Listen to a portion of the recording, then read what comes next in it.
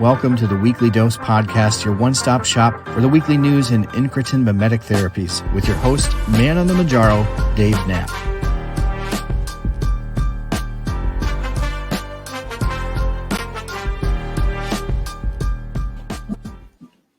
Welcome to this week's edition of On the Pen, the Weekly Dose, where we round up the news in the world of GLP-1s and give it to you in a 15-minute segment. Thank you for being here. If you enjoyed last week's episode, hopefully you gave us a 5-star rating and review. That will help this podcast grow. And as, of course, many of you know, I am not just a podcaster. I am actually a YouTuber with a YouTube show every Thursday night. You can catch it live at 9 p.m. Central. It's called On the Pen. We have a great time there. We have special guests. We have more news in the world of GLP-1s. We debunk some fake news that's going around. And we generally just have a great time. 9 p.m. Central on YouTube. But let's get into this week's news without any more pleasantries. So this last week, we talked a little bit about the JP Morgan Healthcare Summit, and mainly kind of what I do on my channel is I cover Eli Lilly pretty religiously, right? And I also cover Novo Nordisk a fair amount as well. But the cool thing is that there's other pharmaceutical companies that are getting into the incretin mimetic space. And we've talked about them. We've talked about some of them if you followed my YouTube channel. But some of them presented at this year's JP Morgan Chase Healthcare Summit and just had some interesting things to add about the therapies that they're working on. So let's talk a little bit about Boehringer Ingelheim's presentation on their dual agonist. So this is a dual agonist. So we know that that's kind of what made Mounjaro, tirzepatide, Zepbound kind of reach the next level in the weight loss and glucose control class, right? So prior to that, you just had GLP-1 receptor agonists. Tirzepatide went a step further, added another receptor agonist, the GIP, the notorious GIP. So acting on two different hormone receptors, again, incretin hormones that are made in your gut in a response to taking in nutrients. You just saw much better weight loss. You saw a lot fewer side effects as well. And so Boehringer Ingelheim has a stage 3 candidate, and theirs is a GLP-1 and glucagon agonist that they're calling survodutide. So survodutide, like Zepbound and Mounjaro, is a dual agonist, but instead of acting on the GIP and the GLP-1, it acts on the GLP-1 and glucagon. Now, you may remember, if you followed any of my content, we've been following a molecule that Eli Lilly has in stage 3 clinical trials currently called retatrutide. Retatrutide.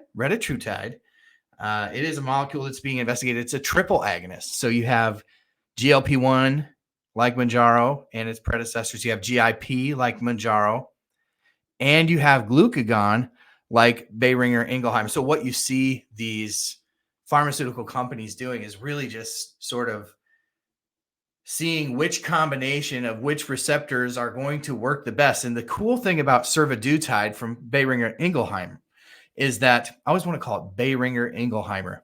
Boehringer Ingelheimer Jingleheimer Schmidt.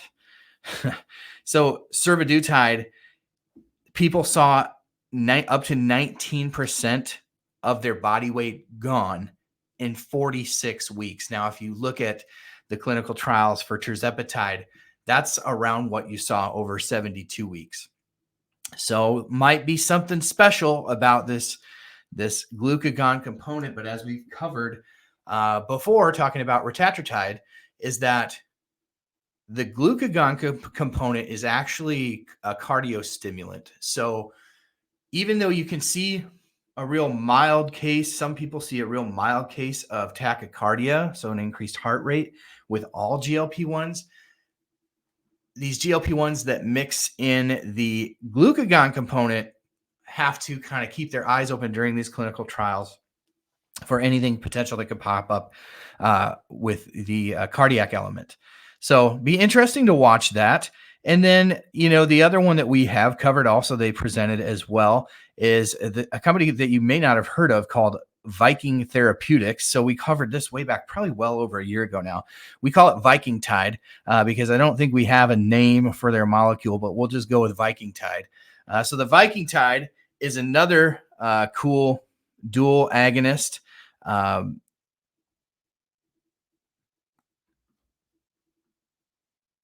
That is going to act on GLP-1 and GIP. So the interesting thing about that is that's exactly what Zepbound, tirzepatide, Mounjaro does as well. So it's a different molecule than tirzepatide, obviously, but acting on the same two receptors. But could the molecule be better? Well, what we've seen after some early stage results after 28 days on this specific molecule, you saw people respond really, really well to it. They're going to, they teased it a little bit, but they're not going to release the actual data for this until the second half of 2024. So really interesting to see. We'll be watching Viking Tide because Viking Tide might be a cool one to follow here. So that is the news from the JP Morgan Healthcare Summit. We like to follow those on my YouTube channel as well. I usually do a rundown at least of what Eli Lilly and sometimes what Novo Nordisk covered as well. So you'll have to check out the YouTube channel for more information on that. So moving on to some Wegovy news. Last week, we talked about how the 1.7 milligram dose of Wegovy was going back into production, which is good news for all you Wegovians out there. Wegovy is an interesting medication. It is the first really significant GLP-1 approved for weight loss. Obviously, you had Saxenda before that, which is a daily GLP-1, but nowhere near the level of weight loss that people see on the highest dose of Wegovy. But you've seen Novo Nordisk really, to struggle would be an understatement of the century. Just almost an ineptitude when it comes to being able to keep up with supply and demand. They have a molecule that is literally a game changer in obesity medicine, and they just have really fumbled the supply on a whole lot of levels. And it's not just not having capacity internally. It's like every time they've coupled with third-party vendors to manufacture their pens or even manufacture the ingredient, it's just a train wreck. And you've seen that with the FDA stepping in and shutting down some facilities, or at least slowing down some facilities overseas. And they've even struggled with some of their factories over here.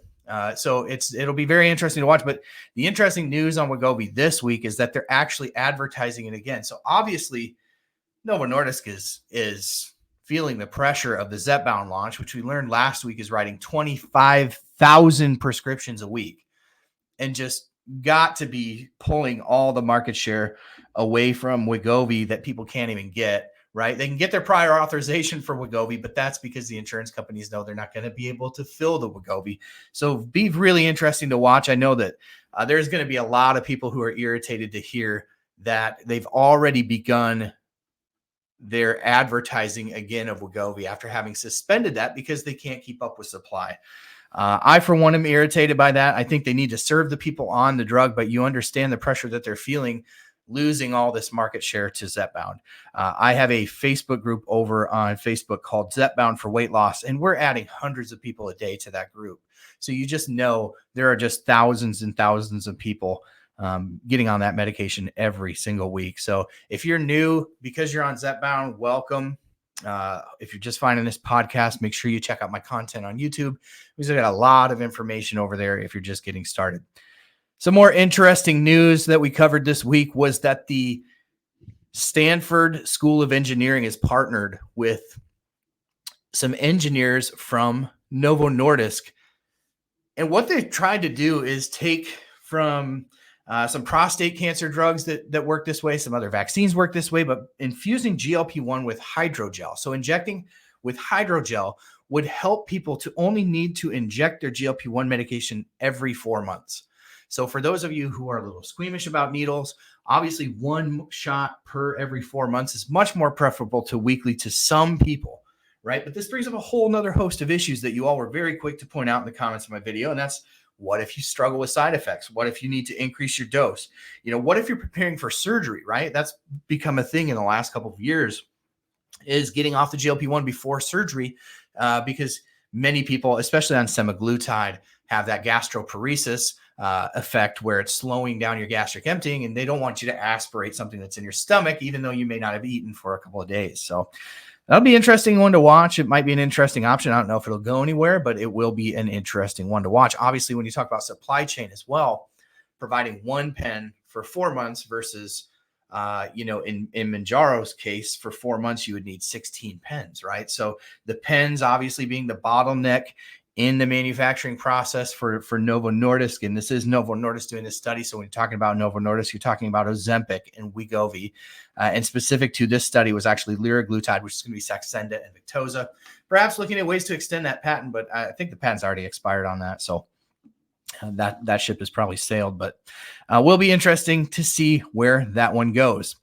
Now, here is some interesting news about some geographical trends with GLP-1. So a article was published this week, and basically what you had was a data harvesting company called Purple Lab Health Nexus that analyzed 1.9 billion claims from private insurers and government programs, and it revealed the prevalence of these drugs across the United States. So what we saw, and it gives you the top 3 states per 1,000 people, how many scripts are being written. And this was fascinating. So I'm going to just say, if you're watching this on YouTube, obviously if you're on the podcast, you can't participate, but if you're watching this on YouTube, because if you're a member of the channel, you get this video uploaded every week and get to see the video here. I want to hear in the chat what state you think is the number 1 state for GLP-1s, because I wouldn't have guessed this. So coming in at number 1 was Kentucky per capita. So they had, for every 1,000 residents, they had 21 prescriptions for Wegovy or Ozempic written, which is a big number, right? Other states with high usage, West Virginia came in second with about 19 prescriptions per 1,000 residents. And then you had Alaska with about 18 prescriptions per 1,000 people. Well, so big numbers. Honorable mentions were Mississippi and Louisiana. So it is interesting to see that you have the Southern Appalachian area kind of being a hotbed for GLP-1 medications. Very interesting, especially have to wonder if maybe some of the banning of the compounds has contributed to those higher numbers of branded scripts, right? Be an interesting one to watch. But obviously you have Alaska, which is far away from there, but that'll be interesting to watch as well. Fascinating news. Not what I would have necessarily expected, but interesting news nonetheless. So another thing that we've been following here on my YouTube channel, on my TikTok, everywhere is just, one of the big side effects that is concerning to a lot of people is the amount of muscle mass that is lost in addition to body fat, right? So one of the really important things to track during your weight loss journey with any GLP-1 is how much of your weight loss is coming from fat and how much is coming from muscle mass, right? Because we want to preserve muscle mass as much as we possibly can. Now, losing muscle mass is a risk. Losing weight, especially when you lose a considerable amount of weight, and I think that's what comes in there. So we've been following on the channel some of the ways that these companies like Novo and Eli Lilly have identified that this could be a potential issue, right? So you see with Eli Lilly, they acquired Versanis earlier this year for $1.93 billion to combine GLPs with a monoclonal antibody treatment, the bimagrumab, that was designed to help people preserve muscle mass. And so they're looking at combining that with tirzepatide. Now, on the Novo Nordisk side, you had some news come out recently that they are also partnering. The name of the company that they're partnering with escapes me, but with another biotech company to look at ways to preserve muscle mass during your weight loss on a GLP-1 journey. So very interesting stuff to watch. we're going to want to pay attention to that. Regeneron, I think, was the drug. I can't remember who makes Regeneron, but that'll be an interesting one to watch as well. Just other companies that they may acquire. So let's keep an eye out for that. Possibly some good companies to look at if you're looking at companies that might see a big bump. Are these companies that have medicines that help preserve muscle mass?